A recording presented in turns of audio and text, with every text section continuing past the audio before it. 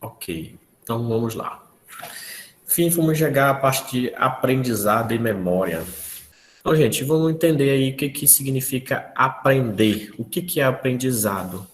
Gente, não dá para eu chegar e falar para vocês, olha, aprender significa isso.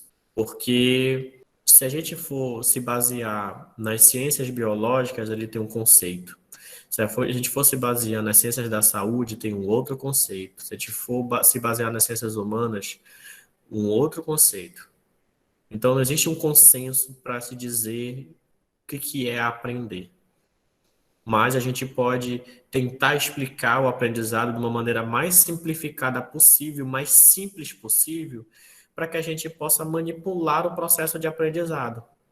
Então, a ciência ela funciona dessa maneira.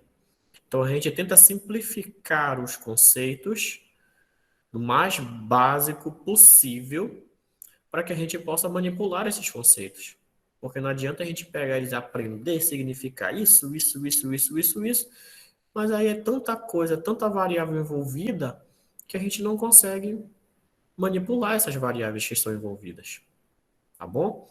Então aqui nós temos duas situações, que é uma situação aprender com os erros, ao qual você começa a aprender a andar de bicicleta, e aí você cai, aí você se bate, não sabe frear, não sabe pedalar, e aí, defeito que você aprende a andar de bicicleta, você pode passar anos e anos e anos sem andar de bicicleta, mas o dia que você andar, você vai ter a mesma desenvoltura de sempre para poder andar. Então, você aprendeu uma vez, você não esquece nunca mais de como andar de bicicleta. Então, podemos dizer que o aprendizado ele pode ser minimamente uma mudança no comportamento, que a gente já vem estudando aqui na base genética, que resulta da aquisição de conhecimento acerca do mundo. Então, qualquer mudança de comportamento que você está tendo, então você tem um determinado comportamento, e aí você modifica esse seu comportamento, então você está aprendendo algo. E aprender com os erros é a melhor maneira de aprender. Então a gente não pode ter medo nem vergonha de aprender com os erros, a gente vai ver isso na frente. Aqui eu tenho aqui uma exemplificação aqui da Dory, né? Então a Dory ela é um tipo de peixinho que ela tem muita dificuldade de armazenar informações. Então ela conversa contigo aqui e aí de repente ela se esquece que te conheceu e se apresenta de novo para ti. Então ela tem um grave problema de memória. É um problema de memória até parecido com o que eu tenho também. Então eu me identifico muito com esse peixinho. Então, uma hora eu estou falando aqui, de repente eu me esqueço de alguma coisa, então isso é uma coisa que me prejudica muito. E a gente vai entender nesse momento, nesse conteúdo, quando é que nós temos problemas de memória, quando é que nós de fato esquecemos e quando nós somos desatentos. Porque são coisas que parecem ser muito parecidas, mas na verdade são completamente diferentes. São motivadas por circunstâncias diferentes. Então, uma coisa é você ter um problema neurológico, outra coisa é você não ter problema nenhum.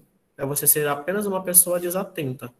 Outra coisa é você ser desatento e essa desatenção ser um problema neurológico. Então, existem muitos fatores que desencadeiam isso.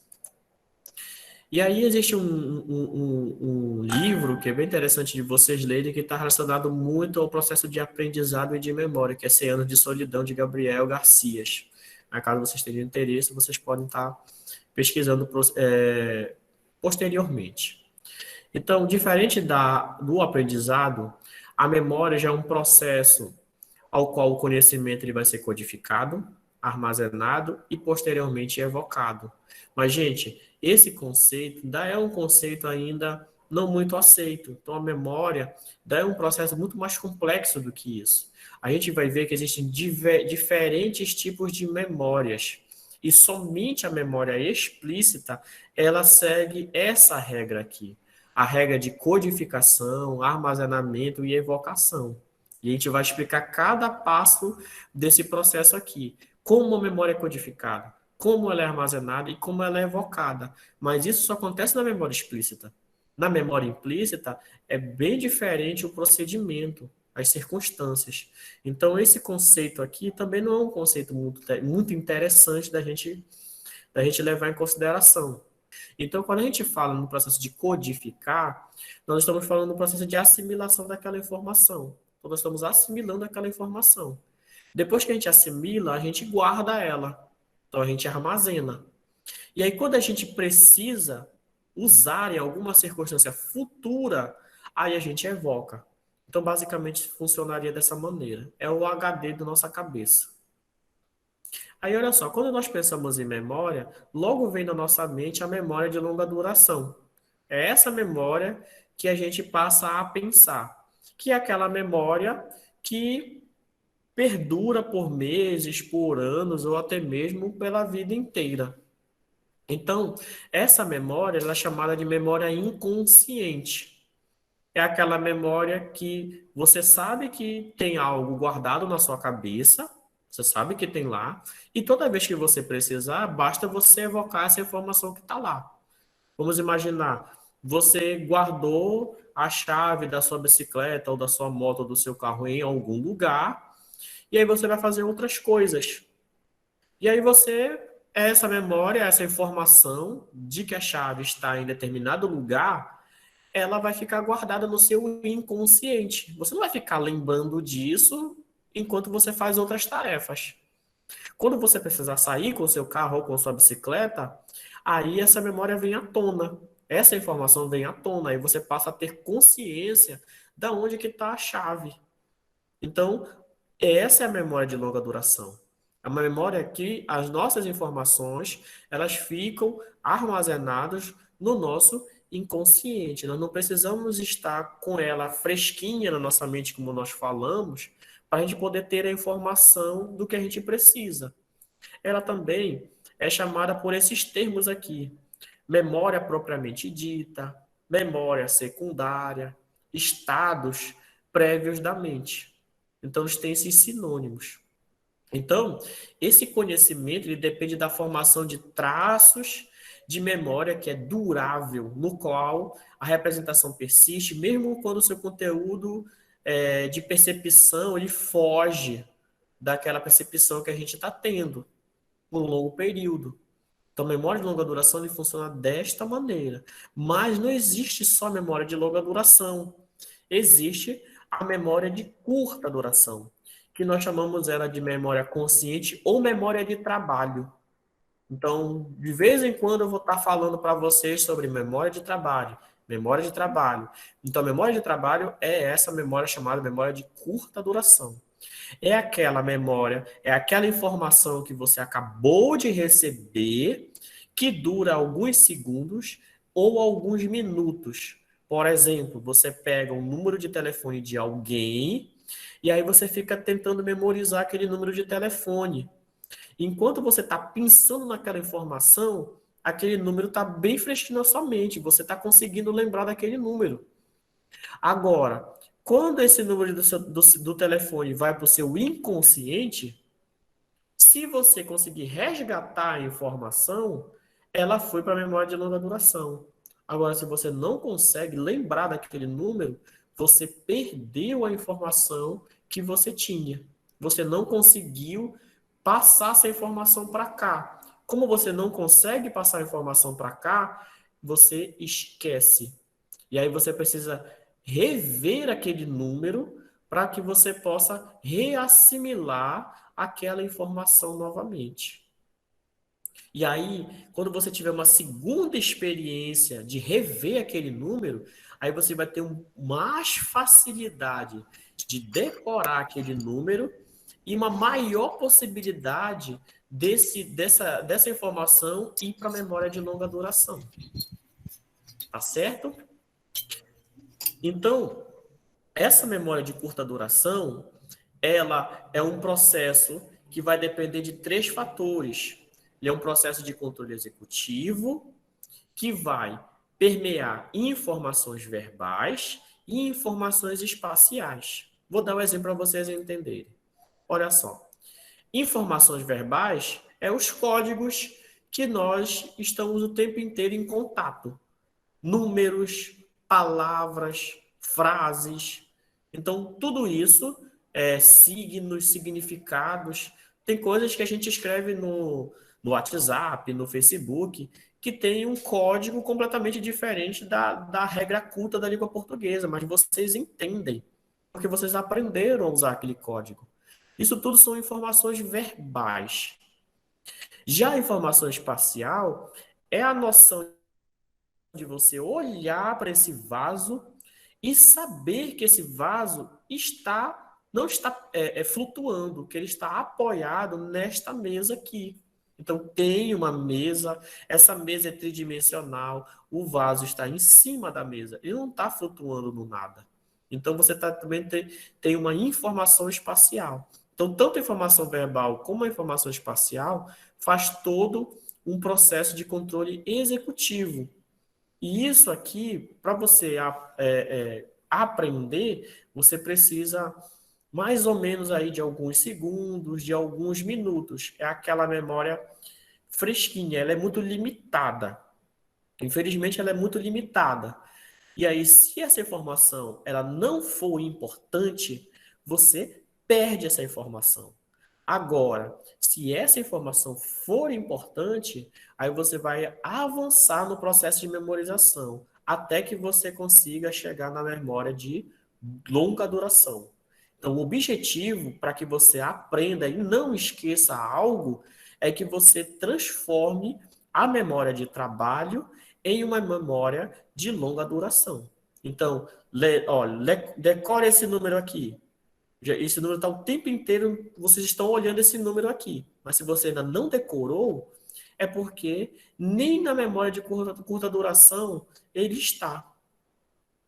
Mas se você decorou, se eu te perguntar amanhã esse número, você me falar, ele foi para sua memória de longa duração. Tá beleza? Que é a estrutura que passa as informações da memória de curta duração para a memória de longa duração. Basicamente, o hipocampo, que a gente já falou um pouquinho sobre ele em sistema nervoso. Então, o hipocampo é essa estrutura aqui, parecida com o que nós chamamos de cavalo marinho. Então, olha só, vou te mostrar aqui para vocês o hipocampo verdadeiro e olha aqui o cavalo marinho, ó. Então, muito semelhante. E esse nome hipocampo é uma palavra que significa cavalo marinho. Por isso que o nome significa hipocampo. É uma palavra que significa cavalo marinho. E aí, qual é, dentre as importâncias do hipocampo, isso eu já falei para vocês que está associado até com processos com algumas síndromes, como por exemplo a síndrome de Down, está associada ao hipocampo, mas também outros transtornos também. Mas o hipocampo ele é muito importante porque ele vai levar as informações da memória de curta duração e vai levar essas informações para a memória de longa duração. Ele é o veículo que vai fazer com que você possa armazenar as informações, os conhecimentos na memória de longa duração. Mas o hipocampo também é importante para o processo de memória espacial, para você ter orientação do espaço para onde você está indo ouvindo. Tá beleza? Então, hipocampo extremamente importante para levar as informações da memória de curta duração para a memória de longa duração. Agora, vamos ver alguns tipos de memória de longo prazo, tá? Então, existem várias. Então, saímos da memória de trabalho, que é a memória breve, curta, dura alguns minutos. Vamos agora para a memória de longo prazo, que pode ser dividida em implícita e explícita. Então, memória implícita, que é a chamada memória não declarativa, ou a memória explícita, ou também conhecida como memória declarativa. Então, na memória implícita, nós temos, por exemplo, os PRIM. É um tipo de memória implícita. E aí o PRIM, ele vai armazenar informações nas regiões do estriado do sistema nervoso, que são essas regiões em verde. Então, essas regiões em verde eu chamo de estriado. Essa estrutura é muito afetada no transtorno de espectro autista. Muito afetada. Essa estrutura é chamada estriado.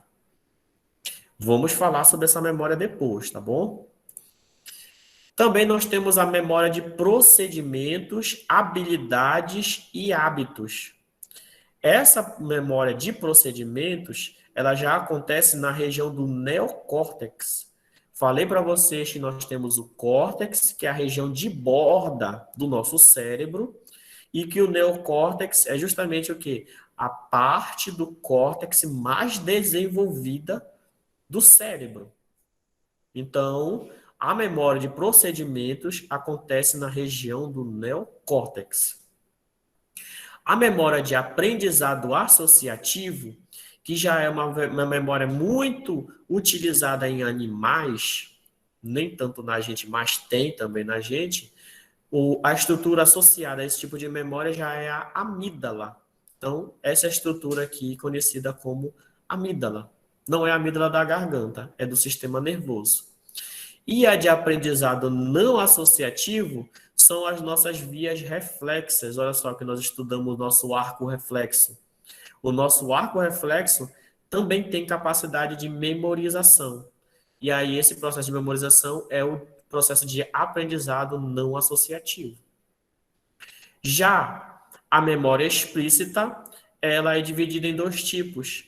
Na memória de fatos, que nós chamamos também de memória semântica. Essa memória de fatos é tudo aquilo que você consegue explicar no tempo presente. E aí, as áreas corticais são as áreas de armazenamento das memórias de fato. E também nós temos a memória de evento, que nós chamamos de memória episódica. Essa memória episódica é aquela que tu vai explicar coisas que aconteceram no passado. Então, a de fatos é a memória da língua portuguesa, da matemática, é você ler, é você escrever, é você fazer contas, é tudo associado ao presente, tudo aquilo que você pode fazer. É a interpretação dos códigos, dos significados das coisas que a gente inventa. Então, é memória semântica. E já a memória de evento ou episódio é quando você conta uma história. Quando você lembra que você comeu ontem, o que você fez anteontem, como você era alguns anos atrás, o tipo de pessoa que você era, como você... se eu fosse perguntar assim, como é que é a sua mãe? Como é que ela é? Me explica como é que ela é. Você vai explicar tudo sobre a vida dela. Então, é uma memória de eventos, que é a memória explícita, que é a memória declarativa. Então, olha só, você acaba declarando esse tipo de informação. Então, você fala, você se comunica através dela. Essa aqui não é declarativa. É uma memória mais instintiva. A memória que acontece independente de você evocar essa informação.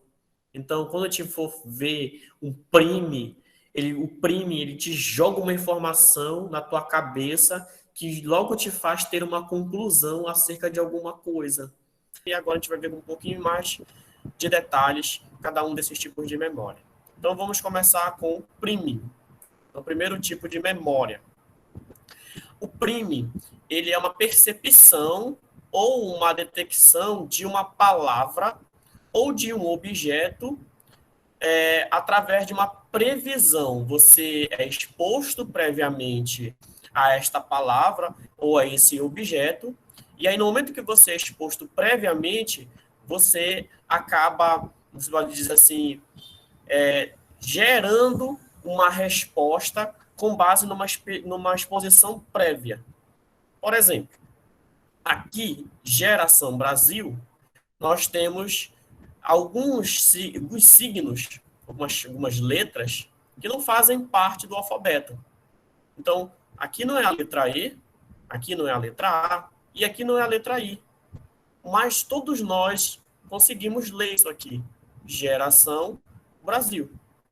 Então, houve uma exposição prévia a uma palavra, e aí, a partir dessa exposição prévia dessa palavra, você consegue prever o que vem depois.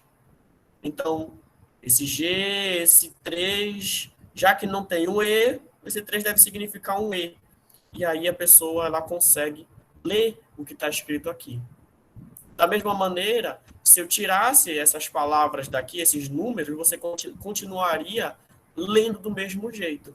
Porque você tem uma exposição prévia àquilo, e aí, a partir disso, você consegue emitir um significado sobre aquela situação. Agora, vamos imaginar a situação dessa banana. Quando você olhou essa banana, provavelmente alguns de vocês, ou a todos vocês, ficaram estranhos ao observar essa banana. Mas, poxa, banana não é azul. Pelo que eu sei, banana pode ser verde, pode ser amarela. E quando ela está estragada, ela pode ser até marrom. Mas eu nunca vi banana azul. Então, a partir do momento em que você vê a imagem da banana, você logo associa a imagem da banana com a cor amarela. E aí, essa associação da imagem, no caso, o objeto, com todas as pistas que esse objeto tem, é um prime que você está utilizando. Ele, a partir de um objeto ou a partir de uma palavra, ele vai te dando novas informações, ele vai te dando todas as características daquele objeto. Então, aí, quando eu coloco na mente de vocês uma banana azul, o teu sistema nervoso ele vai criar uma sensação de estranhamento. Poxa, mas banana... Eu nunca vi banana azul na minha vida. E aí ele vai passar... Se eu dizer para vocês que essa banana azul existe, você vai criar uma nova rede neural agora, colocando a possibilidade de existir bananas azuis. Mas se eu disser para vocês que não existe, você simplesmente vai, com certeza, não existe, realmente, eu nunca vi banana azul na minha vida, então não existe mesmo. Aí você vai reforçar a informação de que banana pode ser marrom, amarelo ou verde. A mesma coisa quando você está lendo alguma coisa. Então, quando você lê, tem pessoas que têm uma capacidade de, no momento que está estudando, estar ouvindo música. E aí, somente pessoas que conseguem fazer isso, se tirar a música, né, no caso, um fone de ouvido, alguma coisa, ela vai ter muito mais dificuldade de estudar algum tipo de informação de que se ela estiver ouvindo música. Isso é um priming, ou seja, uma memória de associação. Ela só consegue memorizar algo se ela estiver ao lado, né, ao redor dela, ouvindo algum tipo de música que agrade ela.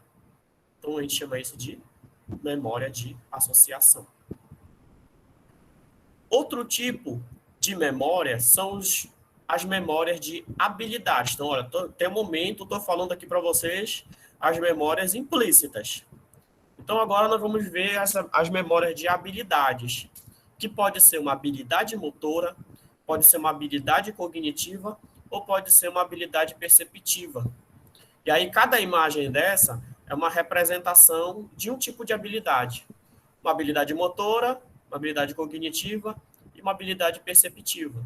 O que é a habilidade motora? São movimentos que devem ser aprendidos a fim de serem executados corretamente. Como, por exemplo, atirar, tocar piano, dar um saque no tênis, arremessar uma bola de basquete, chutar uma bola ao gol. Então, são movimentos que a gente busca acertar. Então, isso é uma habilidade motora. Já uma habilidade cognitiva já é a capacidade de processar informações e transformá-las no conhecimento. Eu até falei já previamente para vocês sobre isso. Então, nós processamos informação e geramos um tipo de conhecimento, com base em um conjunto de habilidades mentais, habilidades cerebrais, como, por exemplo, a percepção, a atenção, associação, imaginação, então, raciocínio e até a própria memória. Então, uma habilidade cognitiva, ela vai envolver várias características. E essas várias características vai gerar o que nós chamamos de conhecimento. Já a percepção, ela já é uma função cerebral que vai atribuir um significado a um estímulo sensorial. Então, nós temos alguns estímulos sensoriais, a visão, a audição, tato, paladar. Então, nós temos vários, 5 sentidos sensoriais. E aí, essa percepção a esses estímulos sensoriais, a partir de um histórico de vivências passadas, porque sempre a gente tem que ter esse histórico de vivências, o indivíduo ele acaba organizando, interpretando essas impressões e ela acaba atribuindo um significado a essas impressões. Então, quando a gente fala em aprendizado de percepções, estamos sempre se referindo à melhoria na capacidade de compreender sinais de entrada sinais de entrada sensoriais novas. Então, se você toca numa coisa quente, toca numa coisa fria, então essa percepção do que é quente, do que é frio, ele é baseado nessa capacidade de compreender essas coisas. O quente, o frio, o se olhar no espelho. Você está se olhando no espelho, você não vê a sua imagem invertida no espelho. Mas se você tiver uma palavra no espelho, você vê que ela está invertida no espelho. A mesma coisa, essa imagem. Uma pessoa está vendo o número 9, enquanto que uma outra está vendo o número 6. Porque elas estão em diferentes posições e isso gera uma interpretação diferente, embora esse número possa significar um 6 ou possa significar um 9. Então, na verdade, pode significar os dois tipos de números. Mas dependendo de como você está vendo esse estímulo, você vai dar uma resposta específica baseado na percepção que você está tendo acerca desse estímulo. Então, novas habilidades motoras, cognitivas, habilidade de percepção, elas são aprendidas graças à repetição. Então, você precisa repetir, repetir, repetir, e com a prática, o desempenho vai se tornar mais rápido, mais acurado, mais forte, mais eficiente. E esses aperfeiçoamentos, eles generalizam no aprendizado de novas informações. Então, é muito importante vocês, no momento que vocês se tornarem docentes, vocês gerarem estímulos que façam com que os alunos de vocês repitam o conhecimento, as informações que vocês querem que eles aprendam, façam com que eles fiquem repetindo isso, porque isso facilita o processo de memorização.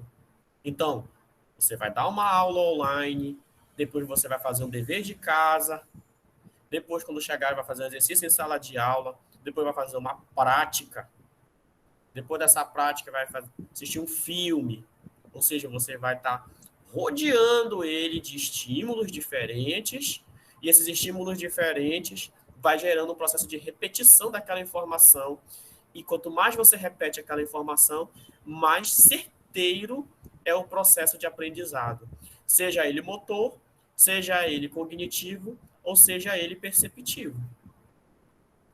Eu que sou professor de educação física, a maneira que eu faço para fazer os alunos aprenderem a praticar esporte é fazendo com que o aluno repita a execução de um movimento. Então, ele vai repetindo milhares e milhares de vezes até que ele acerte. E depois que ele acertar, ele vai continuar repetindo isso para ele não perder a informação que ele conseguiu conquistar. A mesma coisa é para a capacidade de obtenção de conhecimento. Repetição. Precisa ser repetido. E aí, você pode, dentro do curso de vocês de geografia, ter disciplinas didáticas, disciplinas pedagógicas, que vão combater o processo de repetição no ensino-aprendizagem. Vão combater e vão implementar, vão induzir vocês a se guiarem a métodos de ensino mais construtivistas, mais emancipatórios, mais críticos, superadores, que são práticas pedagógicas mais contemporâneas. Essas práticas pedagógicas contemporâneas, elas são muito importantes, mas jamais você deve excluir o processo de repetição. Então, se você é uma pessoa que vai se familiarizar mais a uma escola pedagógica, porque todos nós, na nossa formação, nós vamos nos direcionar a uma prática pedagógica, então vai ter professor que vai ser aquele professor que só ensina na repetição, vai ter o professor que vai ensinar o aluno a aprender sozinho, vai ter o professor que não vai ensinar nada, vai só enrolar os alunos, vai ter um professor que vai ensinar de maneira mais cognitiva. Então, cada professor ele vai se identificar melhor com uma escola pedagógica, uma escola didática, e vai implementar sua educação. Mas, dependente da forma que você ensine o seu aluno, repetir é um sucesso para que aquela pessoa não esqueça nunca mais sobre aquele conhecimento que ele está obtendo. Se você ensinar, se você não for um professor que estimule isso, ele pode aprender, mas não da mesma maneira ou com a mesma exatidão que se ele passasse por um processo de repetição. Tá certo? Então, nunca vocês devem excluir a repetição de um processo de educação. Você pode somar outras práticas pedagógicas, mas nunca deixar de lado o processo de repetição.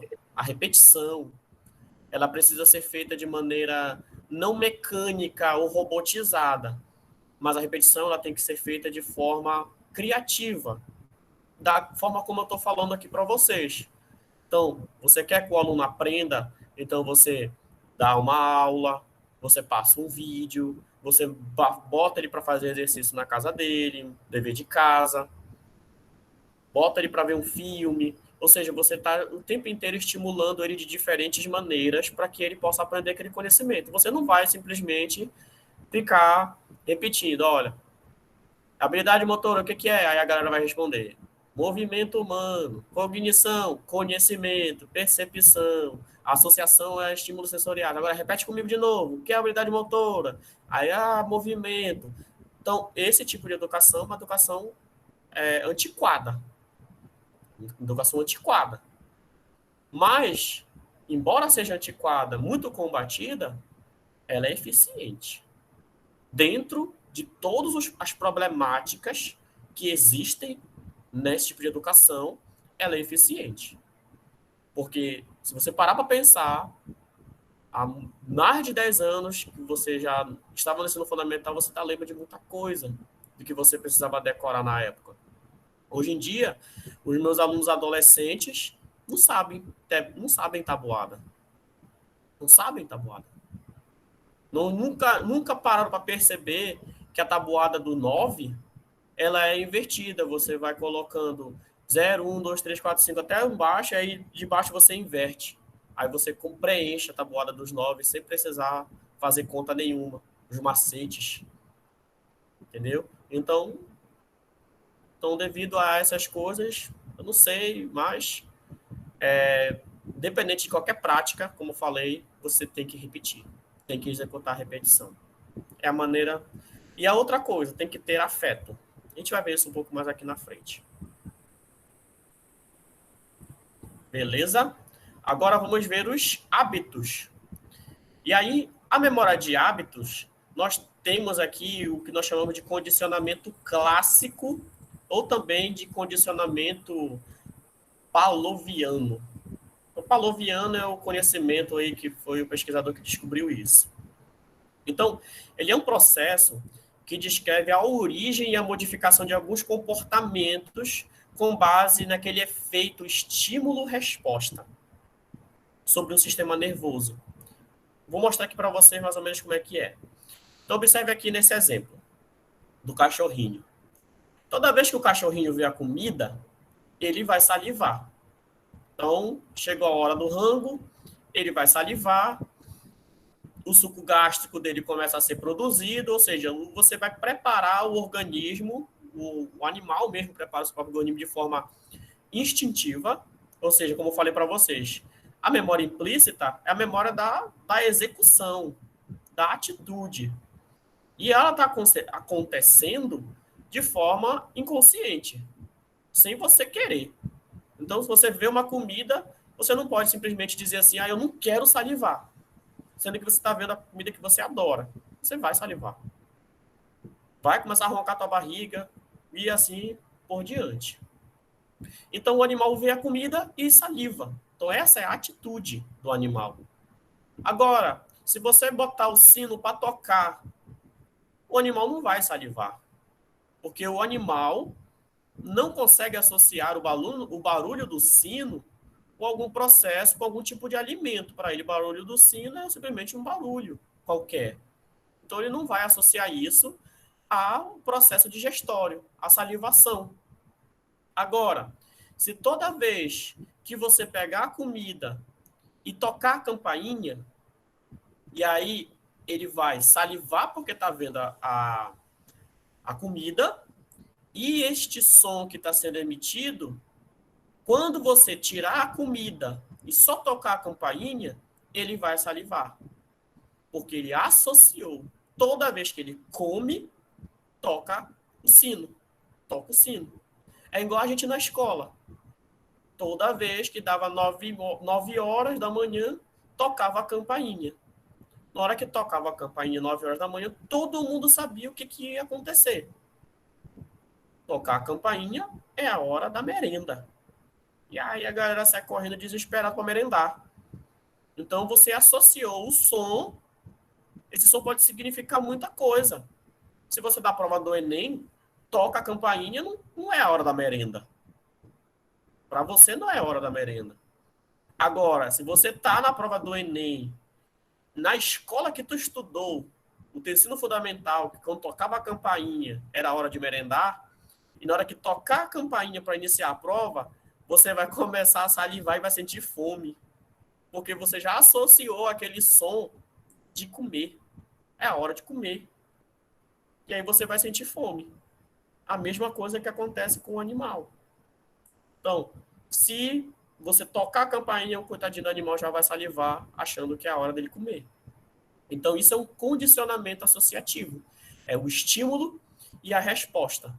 Então, o estímulo foi somado, foi associado, e isso gerou uma resposta de salivação. Aí, olha só, um outro exemplo interessante sobre o condicionamento associativo, essa questão desses hábitos, é saber o seguinte, será mesmo que essas coisas, elas só acontecem na memória implícita? Não é uma coisa que está, isso de repente não é uma coisa que está acontecendo na nossa memória declarativa, na nossa memória explícita? E aí esse experimento aqui, ele vem mostrar para nós que a memória declarativa, ela é separada da memória implícita.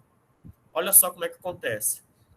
Esse estudo, não é importante vocês saberem por detalhes como é que ele funciona, mas eu vou dar só um resumo para vocês entenderem. Quatro grupos de pessoas foram separadas e selecionadas para prever a previsão do tempo. Se o dia será ensolarado ou se o dia vai ser chuvoso. E aí esses grupos de pessoas são os seguintes. Esse de bolinha azul é o grupo controle. A galera do triângulo, que é essa linha bem aqui, é o AMN. O AMN são pessoas com amnésia. O quadrado verde aqui, o verdinho aqui, ele vai representar as pessoas que têm doença de Parkinson. Então, o DP é a doença de Parkinson. E esse cara bem aqui representa também a doença de Parkinson, só que num grau bem mais grave do que o grau dessa doença de Parkinson aqui. E aí, vamos entender uma coisa. Vocês sabem o que é um grupo controle? São, teoricamente um grupo que não sofre influência de nada. Então, imagina só, a amnésia é entendida como o quê? Uma perda da nossa memória. Essa perda dessa memória ela pode ser transitória, pode ser permanente. Mas a perda da memória é a perda da memória declarativa, que é a memória explícita.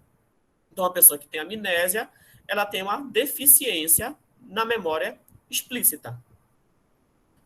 Já a doença de Parkinson, ela está relacionada a problemas reflexos. Então, ao longo do tempo, a pessoa ela começa a mexer as mãos e a mexer os pés de forma reflexa. Ele começa a tremer o corpo.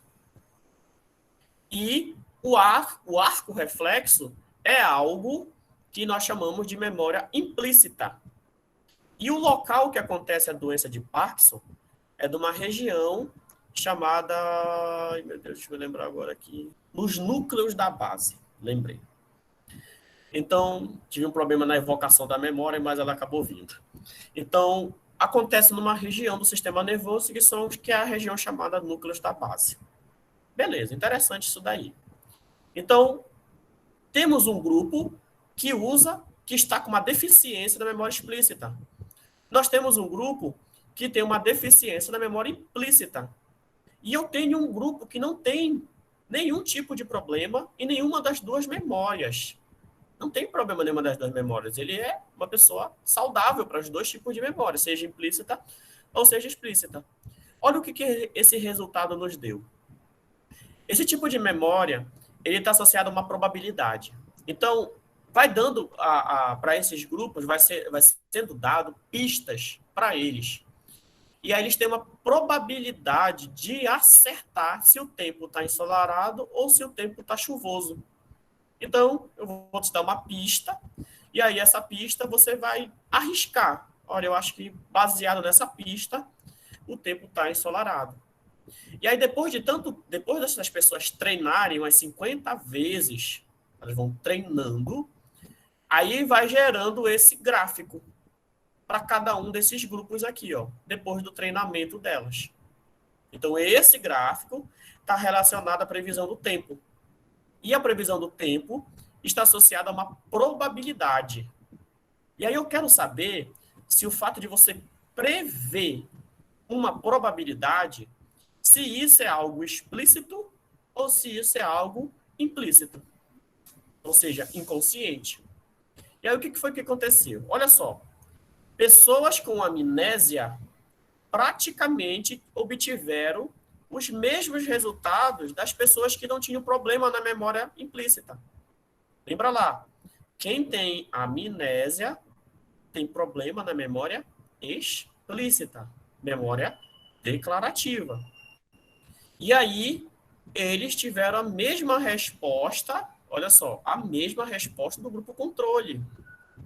Já a galera que tinha problema na memória implícita, na memória de hábitos, nessa parte, a doença de Parkinson aqui, ó, não conseguiram ter a mesma probabilidade de acertar a previsão do tempo. Então, a probabilidade... Pedindo, gente. Então, a probabilidade de acertar a previsão do tempo é algo que está acontecendo na nossa memória implícita, não na memória explícita.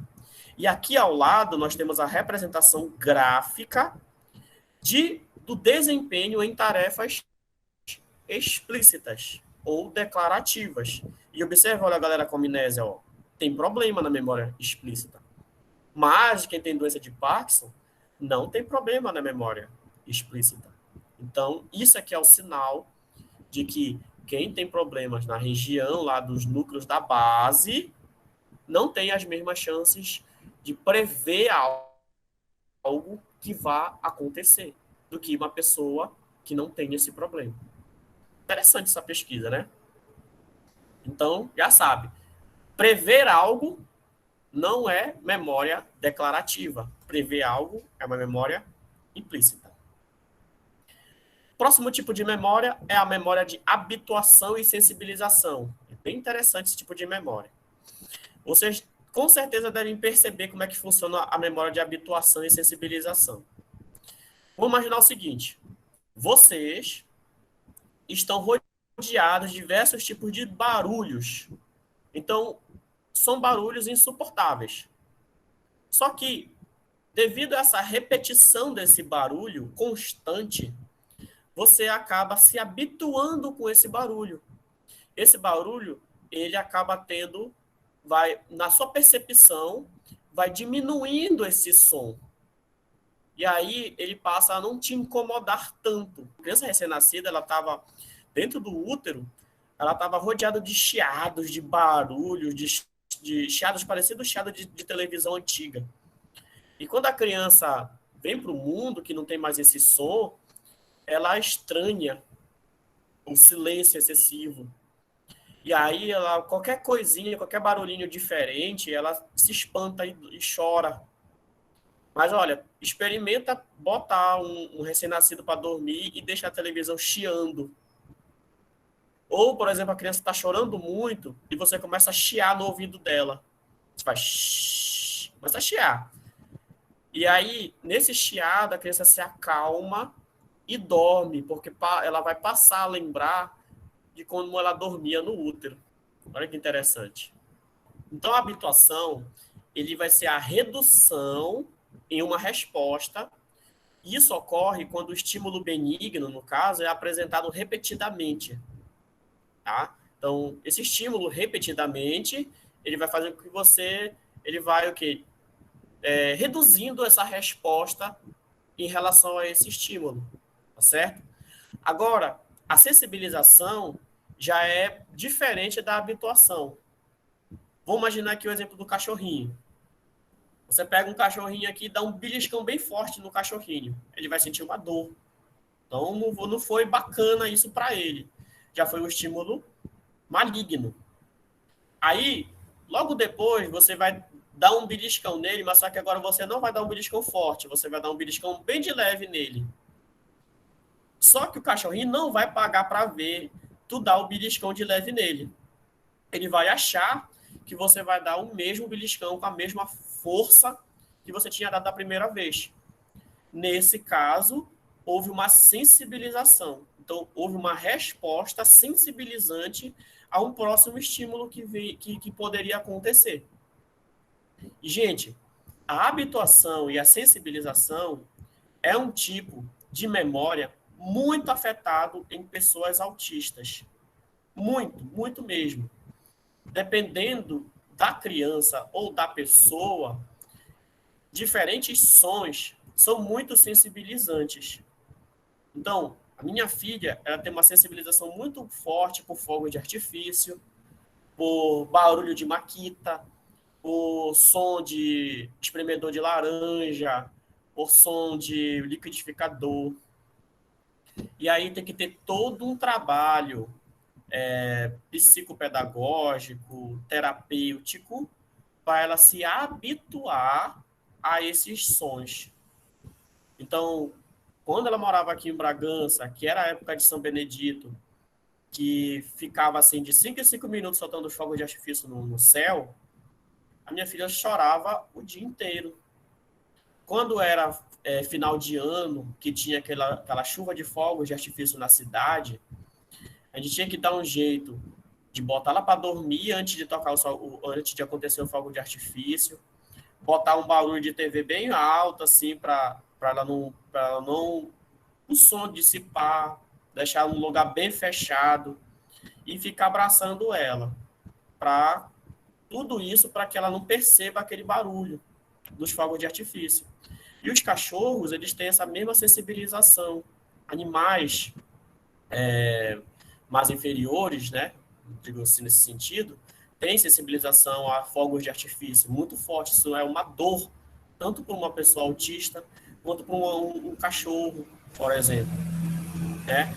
Então, essa sensibilização, ela é uma coisa muito condicionada. E a gente precisa entender isso. Então, no momento em que uma música, de repente, está incomodando alguém em sala de aula, então isso tem que ser evitado. Então, eu tenho um aluno autista, então ele está muito incomodado com aquele determinado tipo de música, então isso tem que ser evitado, porque aquilo para ele representa uma dor. Para você não, mas para ele sim. E isso estressa, isso irrita, isso faz com que ele levante, pegue a cadeira, jogue para longe, dê murro em si mesmo, se jogue no chão. E aí você nem sabe o que foi que aconteceu. Ele não vai saber te dizer o que foi, o que está incomodando ele, mas pode ser um som. que está irritando o sistema auditivo dele. Então, esse é um processo de sensibilização. Aí, outra coisa, quando você está habituado a um som, você está no processo de habituação, se acontecer um estímulo sensibilizante, você perde a habituação àquele som. Então, se você se habitua a barulhos da rua, você não está prestando atenção direito no barulho da rua. E aí você sofreu um impacto, alguém chegou e te deu um susto, por exemplo. O susto foi um estímulo sensibilizante. Aí no momento que tu sofre esse susto, você se desabitua do barulho da rua. Aí você passa a perceber melhor o barulho que está acontecendo na rua. Então, um estímulo de sensibilização, ele bloqueia, ele retira o estímulo de habituação. Então, isso é o que significa. Então, eu tenho a habituação, que é a diminuição do estímulo, a sensibilização, que é a intensificação desse estímulo, e tem a desabituação, que é o processo de desabituar, de perder o processo de diminuição daquele tipo de estímulo. E aí, por exemplo, uma pessoa autista, ela vai ficar assim por a vida inteira sensibilizada por fogos de artifício, etc, etc, etc. Se ela for bem cuidada, não. Como eu falei para vocês, se tiver terapia adequada, aí ela vai aprender a se habituar a esses sons. Mas, se ela não for cuidada, ela vai ouvir um som baixinho de Makita a 3 esquinas da casa dela e para ela vai ser uma dor, como se o barulho estivesse dentro da casa. Aí, o que as pessoas não conseguem entender é que o que está sendo levado em consideração é a pista e não a intensidade do som. Então, se ela ouve a 3 esquinas da casa dela o barulho da Makita, vem o resgate da memória de forma inconsciente. E o resgate da memória vai ser a sensibilização. É o que? É que está doendo, que está incomodando, que é insuportável de ouvir. Então, independe se o som é alto, se o som é perto, se o som é longe. Independe disso. Porque isso é uma pista que vai sensibilizar o sistema nervoso. Então, gente, a explícita, como eu falei para vocês, é a memória dos fatos e a memória dos eventos.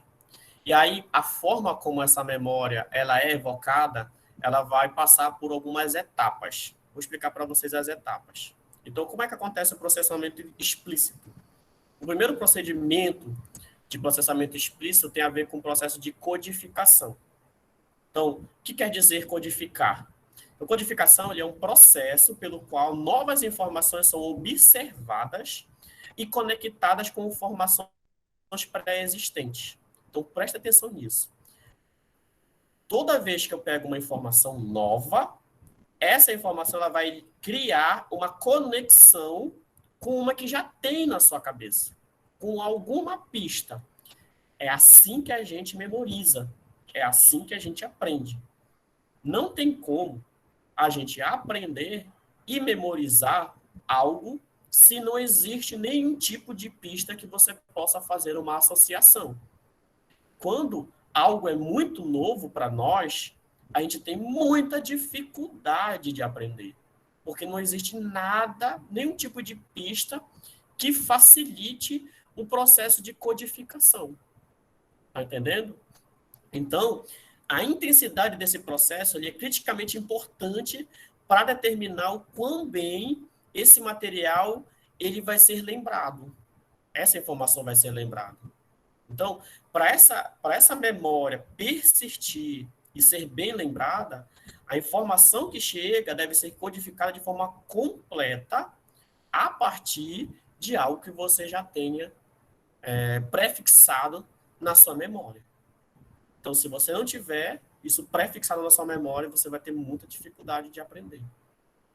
Então, quando você ouve uma música, por exemplo, então você vai criando diversos tipos de informações pré-existentes, e aí quando você só ouve a melodia, só a melodia da música, isso vai associar a melodia da música com a letra da música. Isso vai associar a melodia da música com a letra e com o movimento que você vai fazer para dançar. De repente, essa música te faz lembrar de alguma festa que você foi, você conheceu alguém, e assim por diante.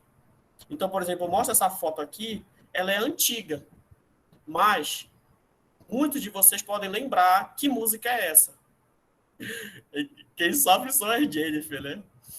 Então, então, olha só, a imagem já remeteu à música, remeteu à melodia, remeteu até ao trauma, ao trauma da música, né?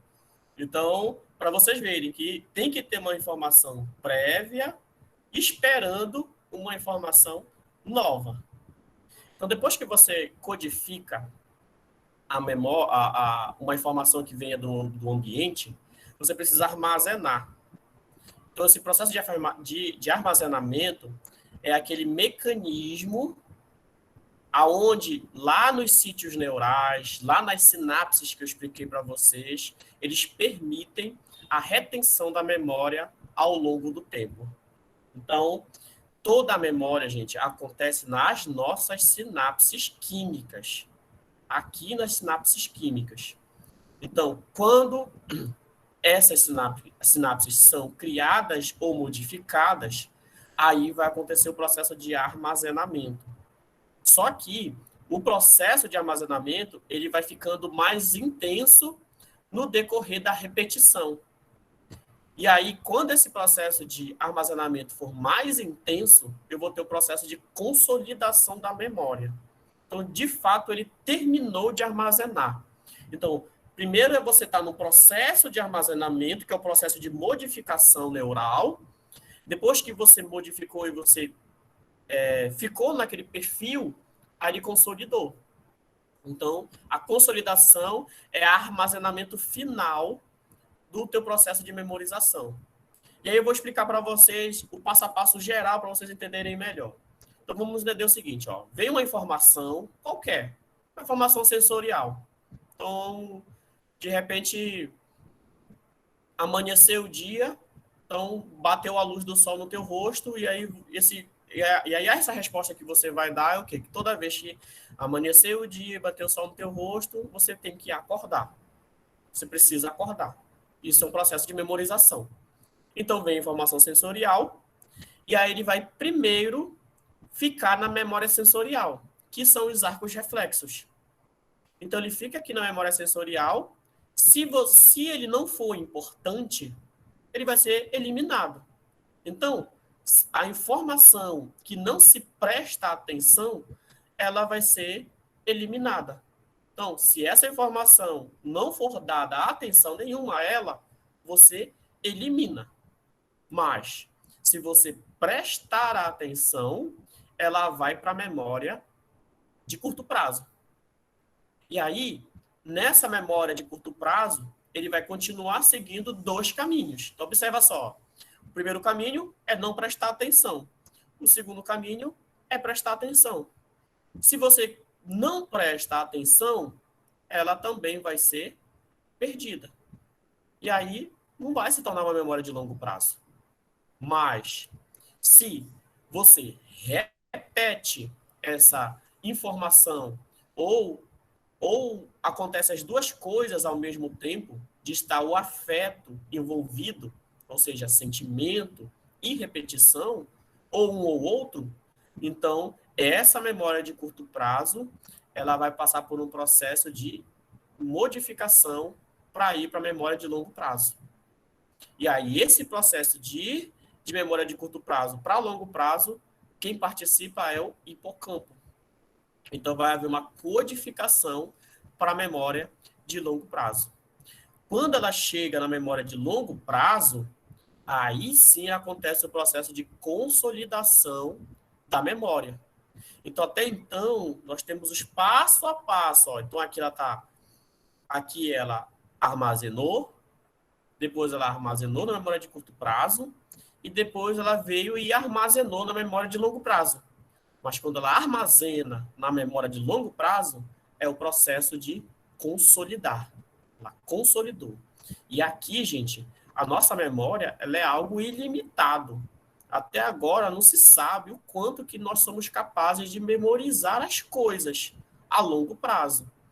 Mas a memória de curto prazo, não, ela é muito limitada. Então, tudo aquilo que você não dá atenção, o teu organismo ele vai eliminando, vai fazendo você perder. É por isso que você tem que dar atenção, repetir e tem que envolver sentimento para que você dê importância para aquilo que você está estudando. Se você está numa matéria difícil dentro do seu curso e você diz assim, olha, eu não gostei daquela matéria.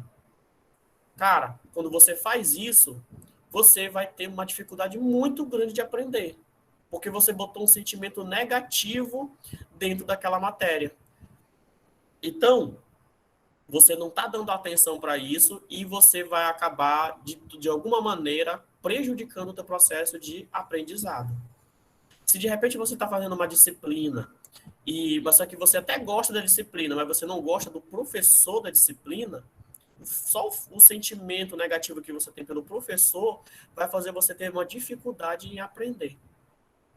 Porque o teu corpo ele vai fazer com que você se afaste daquela matéria devido àquela pessoa. Mas, agora é o seguinte, se essa memória de longo prazo ficar sendo escondida de ti, então você fica sem usar essa informação que está aqui, fica anos e anos sem usar, ela vai sendo esquecida, até chegar o momento em que ela volta para a memória de curto prazo, ou ela é eliminada, ela é perdida também.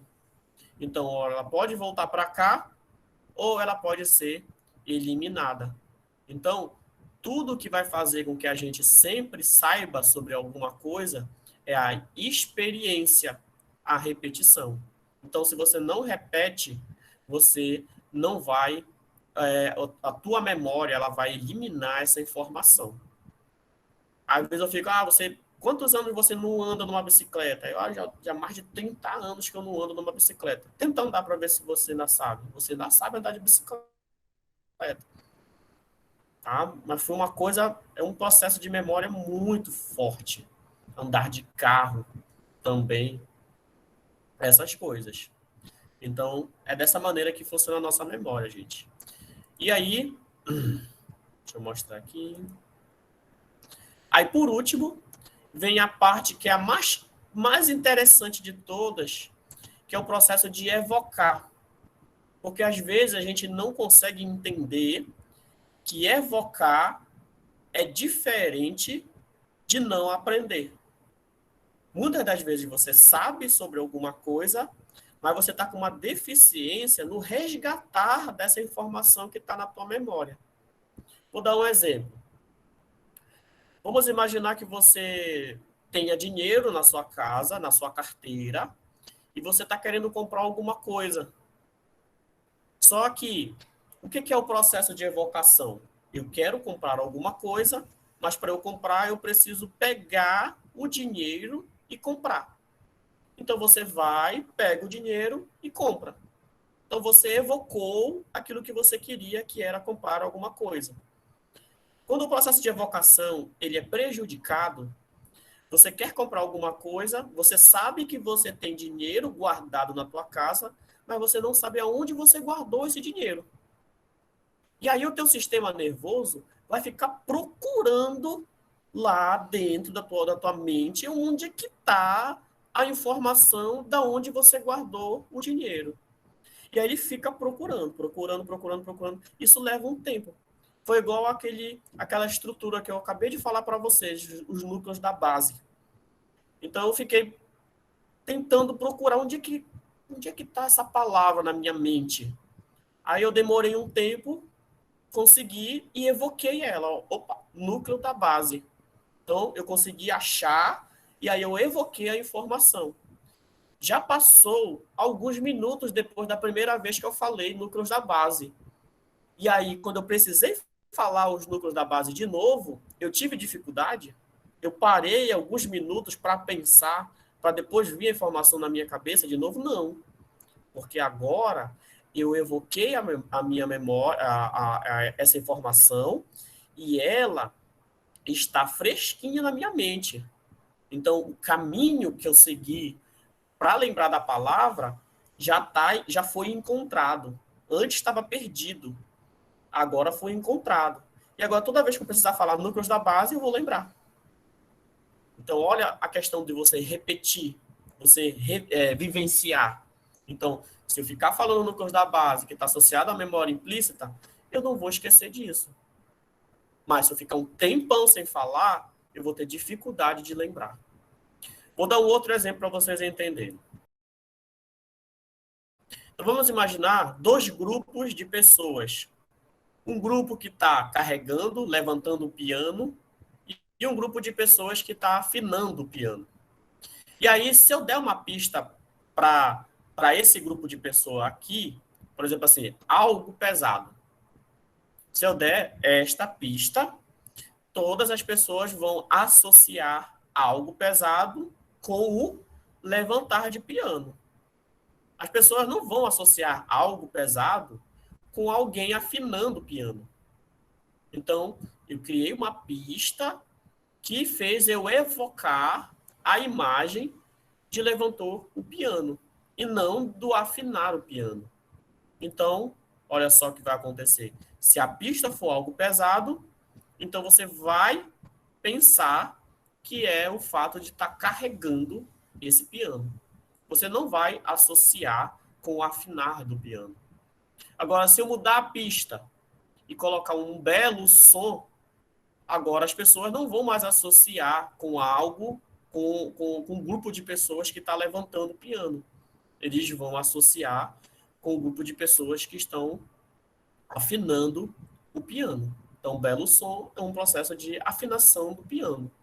Então, dependendo da informação e da pista, você vai evocar diferentes memórias, diferentes informações. Gente, a nossa memória, ela funciona muito bem, mas ela nos engana muito bem, porque ela precisa obrigatoriamente de pistas.